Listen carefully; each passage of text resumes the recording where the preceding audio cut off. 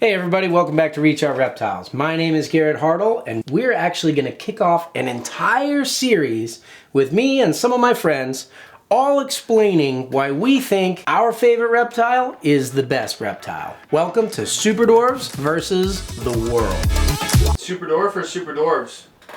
I guess Super Dwarf. The title says Super Dwarf. Okay, Super Dwarf versus the world.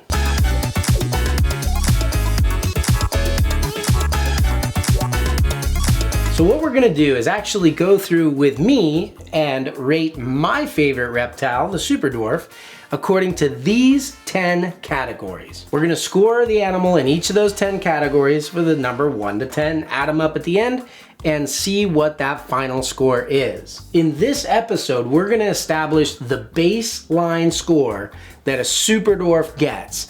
And then we're gonna actually take this question out to, I don't know if I would call them reptile experts. Some of them probably, others maybe not so much, but entertaining people all the time nevertheless. And we're gonna actually ask them to rate their favorite reptiles according to the same system and figure out why they would give these kinds of ratings. Using that system, we're gonna take Super Dwarfs and stack them up against everybody else's feelings about how their animals should stack up. And we'll just see, I don't even know if this is totally accurate. It's just gonna express everybody's biases about their reptiles. This is completely scientific. So let's just jump right into it and we'll go from there. Our first category is wow factor.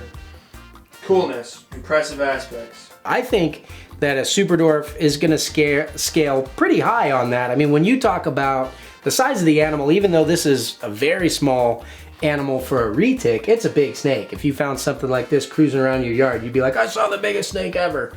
So I'm gonna give them a 7 out of 10. I think there are certainly some animals, well, Nile crocodile, Komodo dragon come to mind, that would be that perfect 10 out of 10.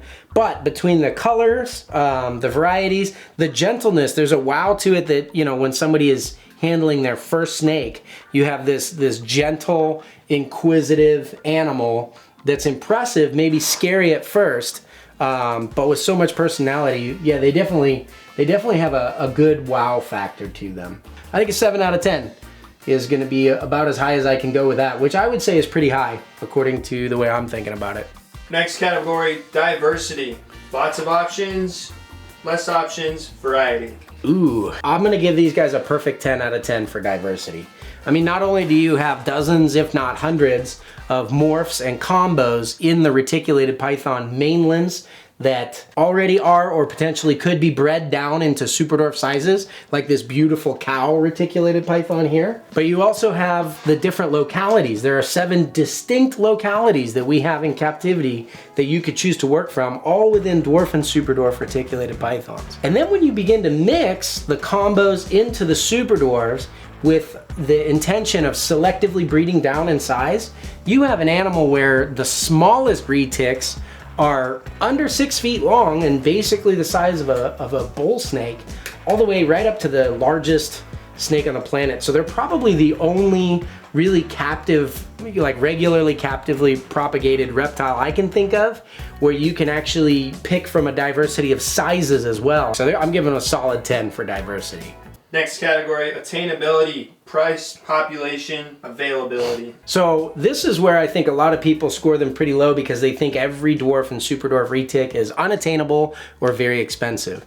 Now, if you're saying, hey Garrett, I want a new retic mutation, something like a cow that's barely been even bred into Super Dwarfs, and I want it in really high percentage Super Dwarf, and I want to get myself 3 females or whatever, yeah, you're probably looking at the average American salary. However, dwarf and Super Dwarf retics, a lot of the crosses start around the $300 range. I mean, if you called me today and you said, hey, I want a dwarf for a Super Dwarf retic, and I've got $1,000 or less, I would definitely have it. If you need one that's $300, you may have to wait a little bit. So they're gonna get docked a little on availability just because they're so popular right now. They sell very quickly. I would give them, let's give them a 6.5 out of 10. 6.5 out of 10 for availability.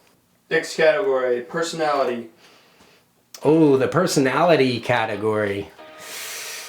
I think I'm gonna give them a 10 out of 10. I think you can get probably reptiles with more personality, but as far as snakes go, you're gonna have a hard time finding any snake with a more pleasant and interactive personality than a reticulated python. You know, they actually seem to care what you're doing rather than just tolerate handling like most snakes do. The dwarf and super dwarf retics are definitely thinkers, so 10 out of 10 if we're comparing them to other snakes. I guess it would be like an 8 out of 10 if you were comparing them to other reptiles. So we'll split it. We gotta go with a 9. We'll say 9. We'll say 9 if there are better reptiles.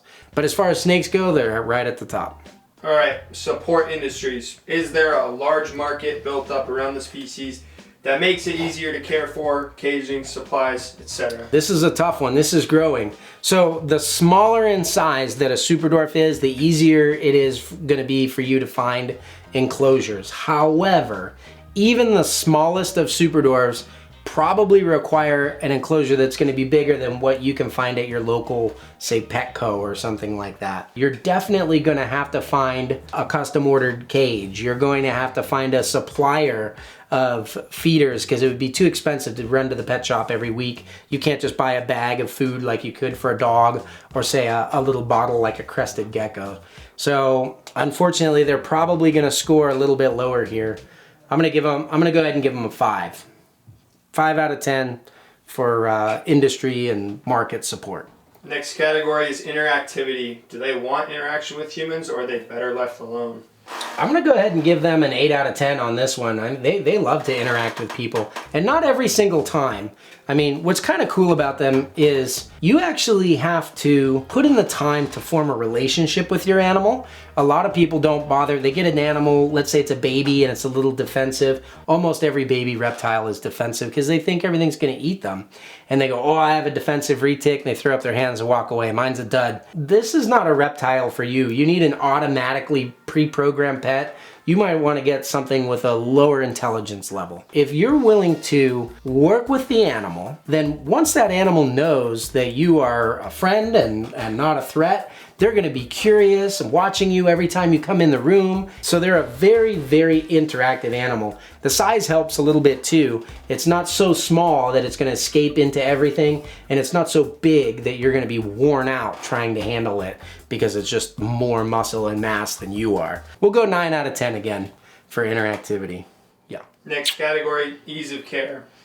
Difficult behaviors, species requirements. They're gonna score pretty high. I'll go ahead and give them a 7.5 out of 10 on ease of care. They're extremely hardy. They're very disease resistant. So a lot of the things that you find in other species like respiratory diseases, they can get it, but it's extremely rare and generally very treatable with retics. They have a massive range in the wild. All kinds of altitudes, temperatures, humidity, almost never have to take them to the vet. Extremely resilient and hardy when set up properly. Even when you're setting them up properly, they're very forgiving of keeper error. They'll score nice and high on ease of care.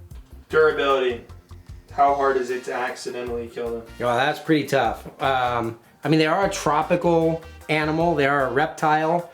I would say they can escape very easily because they're high intelligence. So you want to have a really secure cage. So there are a few things that can go wrong with your reticulated python. Don't leave them out in a tub overnight. Don't leave them unattended outside. They'll definitely escape from there. But otherwise, they're extremely durable. I guess another downside is people love to overfeed retics to the point of obesity, which will shorten their lifespan over time. They're not very resilient to that. People go, oh, it's amazing how fast they process food, but when they carry fat, it affects their liver pretty quickly. You'll take an animal with a 30 or 40 year lifespan and cut it down to 10 years. So we'll go ahead and give them an 8 out of 10 for durability. Riskiness. Are they dangerous to a human to hold or interact with? I'm gonna say yes, there is a little bit of danger. Now, something this size is not looking at you with a prey drive or anything like that. The biggest danger with having a dwarf or a super dwarf, if that animal thinks for some reason because of your actions that you're going to feed it some kind of warm-blooded prey item, right? And instead you throw your hand in there, the danger is that you would take a food bite. That's the #1 danger because of the frequency and that it could easily be confused if you're not clear in your intentions. This is a hard one to rate for dwarf and super dwarf because the danger factor goes up exponentially with the size of the animal. Let's say we park an average. We're gonna say that they're really not that dangerous. I'm gonna give them a 6 out of 10 for like safety factor, that they're generally pretty safe. And that would be like the largest, you know, dwarf and stuff like that. But it could easily be a 7, an 8, or a 9 even as you go to a smaller and smaller snake. So it's gonna be somewhere between 6 and 9. Should we just throw a center number in there? 7.5. Bonus category. Ooh, a bonus category. Don't explain the bonus category. Yeah, so the bonus category is whatever I want to talk about. So this is going to be something that is completely up to the person who is rating their own animals so that they can rate them however they want.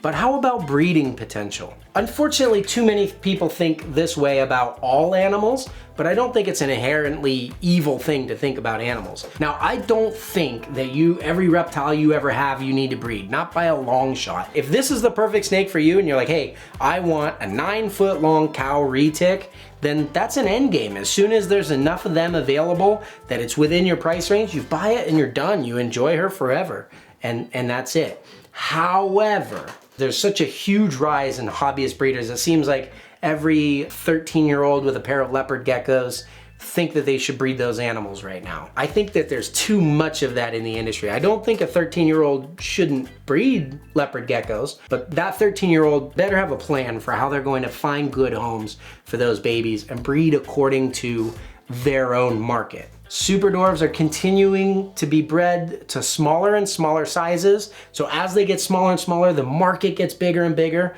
They are fun to breed. You can get dozens and dozens of different combos within a single clutch. I think providing smaller, manageable size reticulated pythons for the general public and slowly displacing the need for mainlands. So you're doing something good for the market there and you're making money. I picked super dwarfs because I thought they were absolutely the best animal and one that nobody was really taking seriously at the time. Now they are, and the market is established for those people to do it. So if you wanted to seriously invest in a few animals and breed them, I don't think there's a better reptile out there than super dwarfs.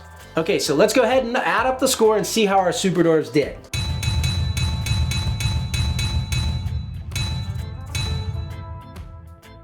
Well, there you have it, folks. That's where the super dwarfs stand. Now stay tuned, and if you haven't subscribed already, you're gonna wanna do that and hit that notification bell so when the next super dwarf versus the world comes up and we have our next contestant with their best competitor, you can see how they compare to the all-powerful Super Dwarf Reticulated Python. I hope you guys enjoy this. We'll catch you next time.